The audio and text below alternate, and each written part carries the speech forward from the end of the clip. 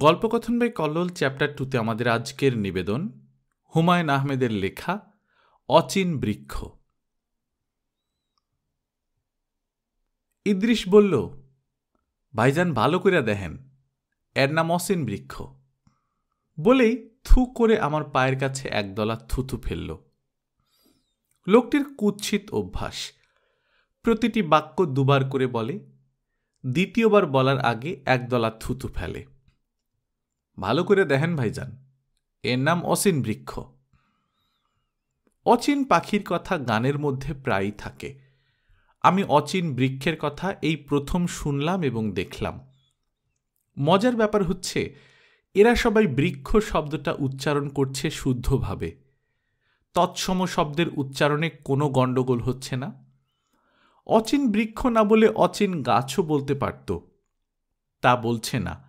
সম্ভবত গাছ বললে এর মর্যাদা পুরোপুরি রক্ষিত হয় না।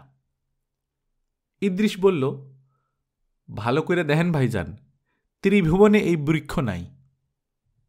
তাই নাকি? যে ত্রিভুবনে নাই? ত্রিভুবনে এই গাছ নাই শুনেও আমি তেমন চমৎকৃত হলাম না। গ্রামের মানুষদের কাছে ত্রিভুবন জায়গাটা খুব বিশাল নয়। এদের ত্রিভুবন হচ্ছে আশপাশের 8-10টা গ্রাম। হয়তো আশেপাশে এরকম গাছ নেই। কেমন দেখতেছেন ভাইজান? ভালো। এইরকম গাছ আগে কোনোদিন দেখছেন? না। ইদ্রিস বড়ই খুশি হল। থু করে একদলা থুথু ফেলে খুশির প্রকাশ ঘটাল। বড়ই আচানক, কি বলেন ভাইজান? আচানক তো বটেই।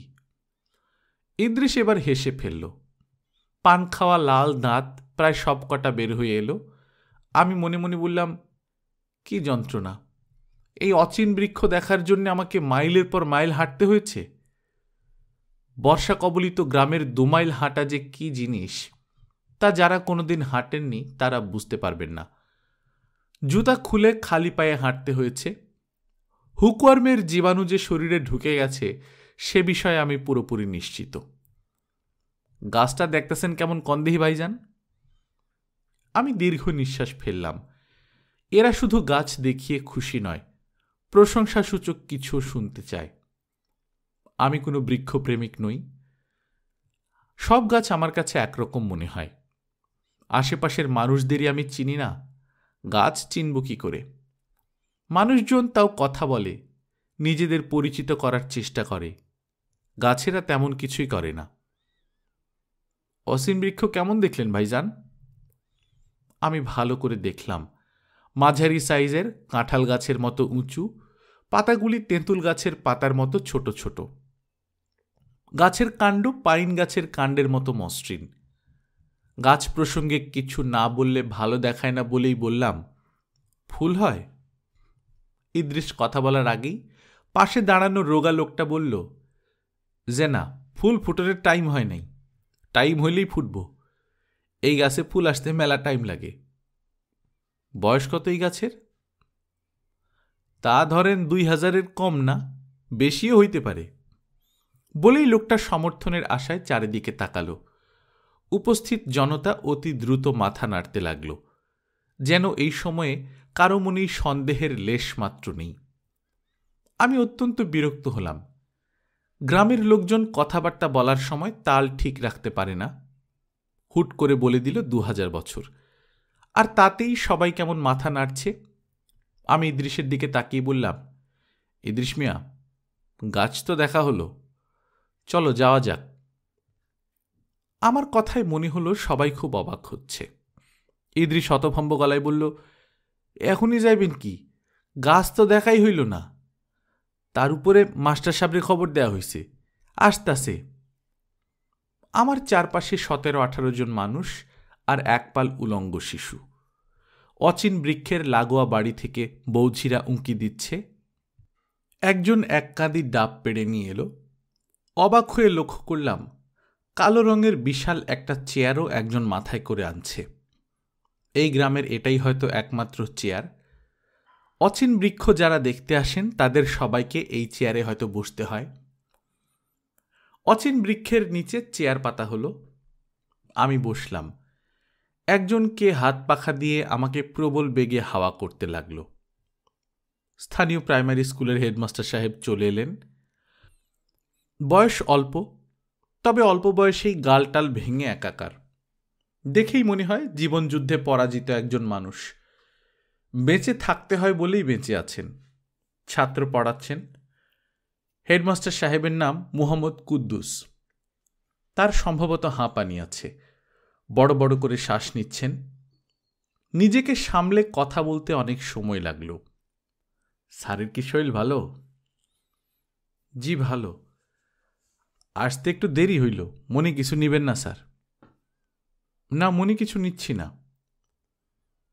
বিশিষ্ট লোকজন শহর থেকে অসীন বৃক্ষ দেখতে আসে, বড় ভালো লাগে। বিশিষ্ট লোকজনের সঙ্গে দেখা সাক্ষাৎ হয়।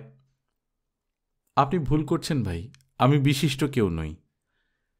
এই, তোমরা স্যারকে কেউ হাত পা ধোয়ার পানি দাও নাই, বিষয় কি?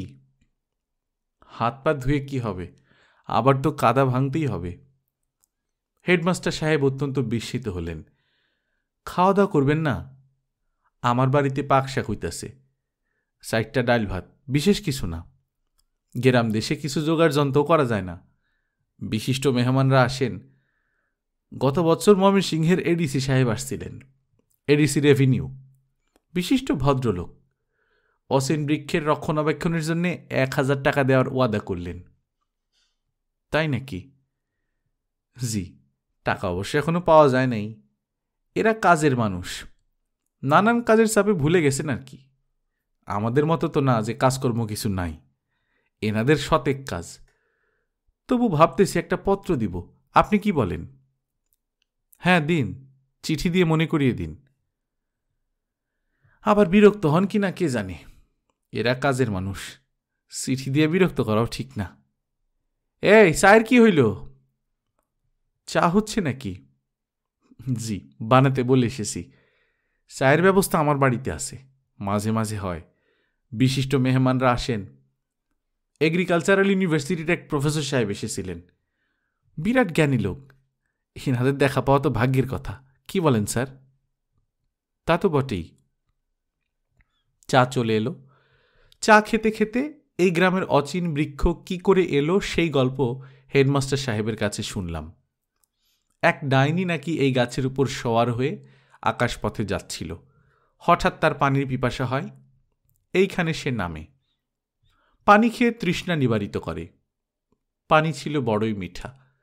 ডাইনি তখন সন্তুষ্ট হয়ে গ্রামের লোকেদের বলে, তোমাদের মিঠা পানি খেয়েছি, তার প্রতিদানে এই গাছ দিয়ে গেলাম, যত্ন করে রাখবে। অনেক অনেক দিন পরে গাছে ফুল ধরবে, তখন তোমাদের দুঃখ থাকবে না। এই গাছের ফুল সর্বরোগের মহৌষধ। একদিন উপাস করে খালি পেটে এই ফুল খেলেই হবে। আমি বিরক্ত হয়ে বললাম, আপনি এই গল্প বিশ্বাস করেন? হেডমাস্টার সাহেব অবাক হয়ে বললেন, বিশ্বাস করব না কেন? বিশ্বাস না করার তো কিছু নাই। যে যুগে মানুষ চাঁদে হাঁটাহাঁটি করছে, সেই যুগে আপনি বিশ্বাস করছেন যে গাছে চড়ে ডাইনি এসেছিল? জগতে অনেক আচানক ব্যাপার হয় জনাব। যেমন ধরেন ব্যাঙের মাথার মণি, যেই মণি 7 রাজার ধন। অন্ধকার রাইতে ব্যাঙ এই মণি শরীর থেকে বাইর করে, তখন চারদিক আলো হয়ে যায়। আলো দেখে পোকারা আসে, আর ব্যাঙ সেই পোকা ধরে ধরে খায়। আপনি ব্যাঙের মণি দেখেছেন? জি জনাব, নিজের চোখে দেখা। আমি তখন 7ম শ্রেণীর ছাত্র। আমি চুপ করে গেলাম। যিনি ব্যাঙের মণি নিজে দেখেছেন বলে দাবি করেন, তার সঙ্গে কুসংস্কার নিয়ে তর্ক করা বৃথা। তাছাড়া দেখা গেল ব্যাঙের মণি তিনি একাই দেখেননি, তার আশেপাশে যারা দাঁড়িয়ে আছে তাদের অনেকেও দেখেছে।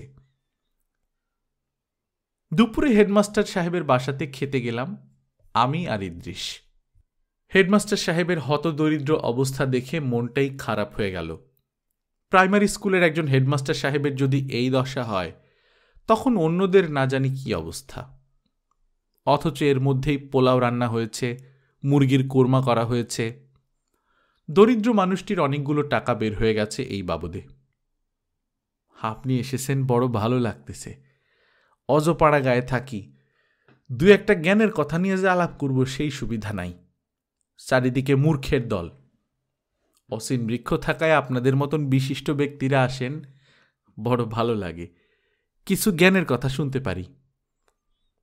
বেচারা জ্ঞানের কথা শুনতে চায়, কিন্তু কোনো জ্ঞানের কথাই আমার মনে এলো না। আমি বললাম, রান্না তো চমৎকার হয়েছে। কে রেঁধেছে, আপনার স্ত্রী? জি না জনাব, আমার কনিষ্ঠ ভগ্নী। আমার স্ত্রী খুবই অসুস্থ, দীর্ঘদিন শয্যাশায়ী। সে কি? হার্টের ভালভের সমস্যা। ঢাকা নিয়ে গেছিলাম, ডাক্তাররা বলছেন $1,02,000 খরচ করলে কিছু একটা করা যাবে। এত টাকা কোথায় পাবো বলেন দেখি। আমি চুপ করে গেলাম।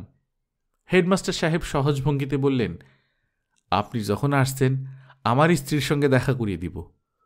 সে শহরের মেয়ে, ম্যাট্রিক পাস। তাই নাকি? ম্যাট্রিকে ফার্স্ট ডিভিশন ছিল, টোটাল মার্ক 611। জেনারেল অঙ্কে পাইছে 76, আর 4টা নম্বর হইলেই লেটার হইত। হেডমাস্টার সাহেব দীর্ঘ নিঃশ্বাস ফেললেন। ওর আবার লেখালেখির শখ আছে। বলেন কি? শরীরটা যখন ভালো ছিল তখন কবিতা লিখত। তাই মূর্খের জায়গায় কবিতার মতো জিনিস কে বুঝবে বলেন? আপনি আসছেন, 2-1টা পড়ে দেখবেন। হ্যাঁ, নিশ্চয়ই পড়ব। মহসিন সাহেব বলে এক ভদ্রলোক এসেছিলেন। তিনি একটি কবিতার কপি সঙ্গে করে নিয়ে এসেছেন। বলছিলেন অনেক পত্রিকায় তার যোগাযোগ আছে, ছাপায় দিবেন। ছাপা হয়েছে? হয়েছে নিশ্চয়ই। কবিতাটা ভালো ছিল, নদীর উপর লেখা। পত্রিকা টত্রিকা তো এখানে কিছু আসে না, জানার উপায় নাই।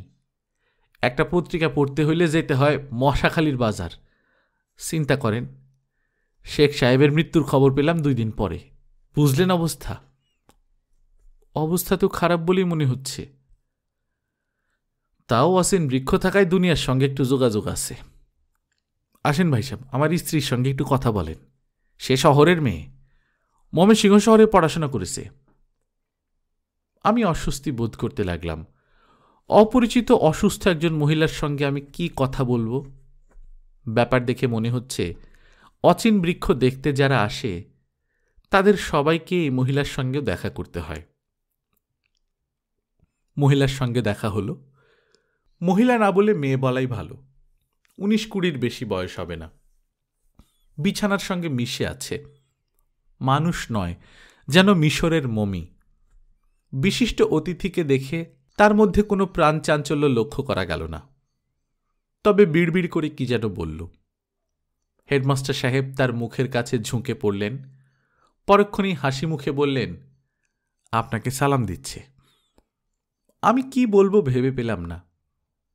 কিছু একটা বলতে হয়, অথচ বলার মতো কিছু পাচ্ছি না।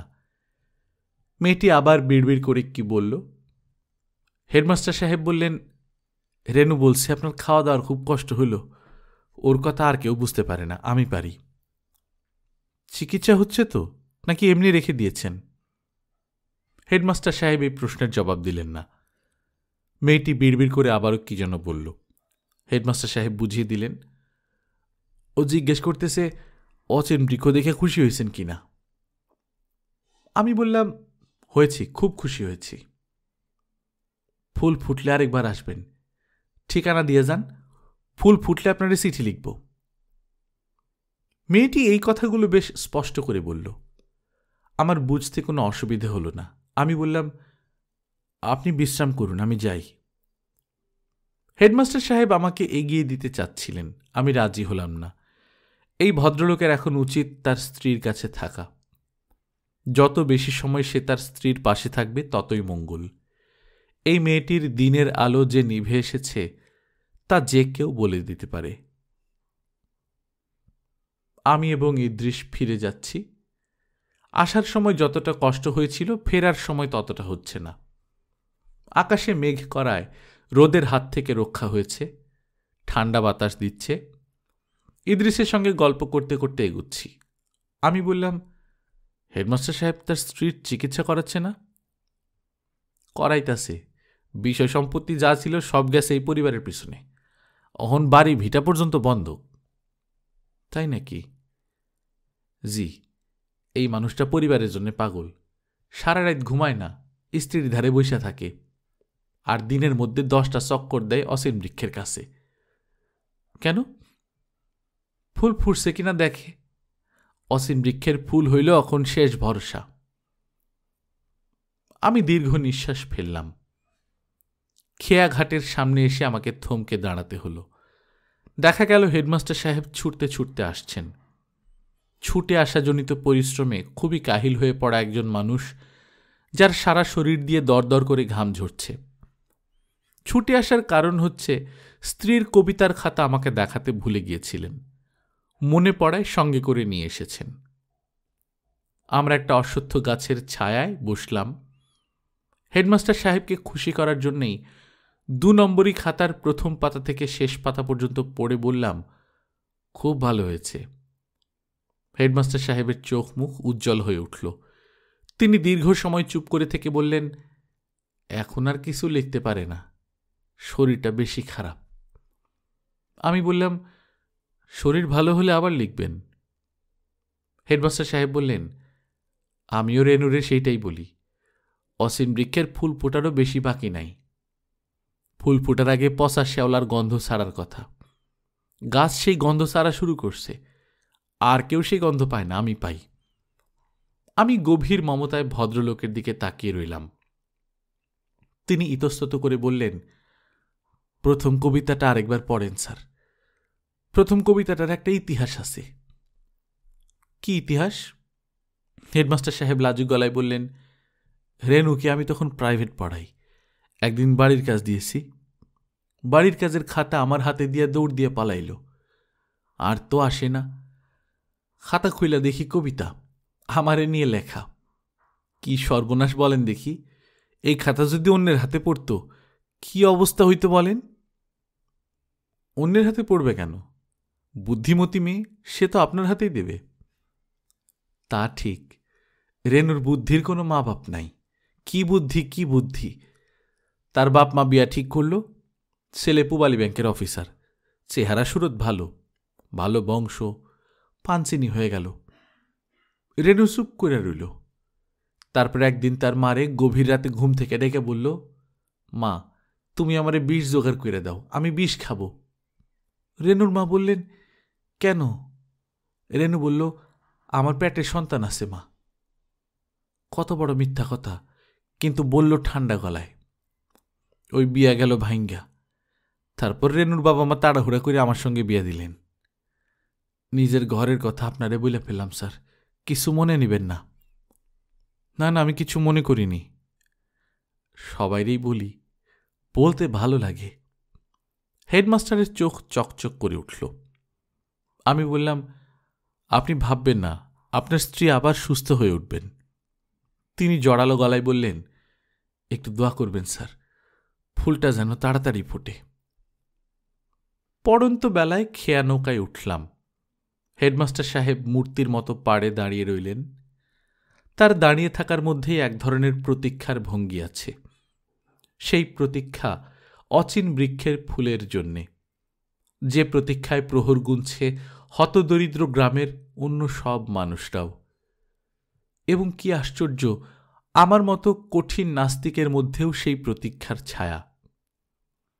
নদী পার হতে হতে আমার কেবলই মনে হচ্ছে, আহা, ফুটুক, অচিন বৃক্ষে একটি ফুল হলেও ফুটুক। কত রহস্যময় ঘটনাই তো ঘটে এই পৃথিবীতে, তার সঙ্গে যুক্ত হোক আরও একটি। হেডমাস্টার সাহেবও পাড়ে দাঁড়িয়ে হাত নাড়ছেন। তার হাতে হাতির ছবি আঁকা 2 নম্বরই একটা কবিতার খাতা। দূর থেকে কেন জানি তাকে অচিন বৃক্ষের মতো লাগছে।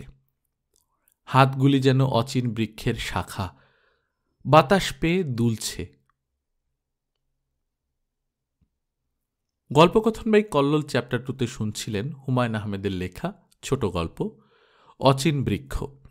আমরা নিয়মিত গল্প পাঠ করে শোনাচ্ছি। আপনারা যারা প্রথমবারের মতো শুনছেন, সাবস্ক্রাইব করে নেবেন। গল্প পাঠ ভালো লাগলে বন্ধুদের সঙ্গে শেয়ার করবেন। নিজে ভালো থাকবেন, আশেপাশের লোকজনকে ভালো রাখবেন। টাটা।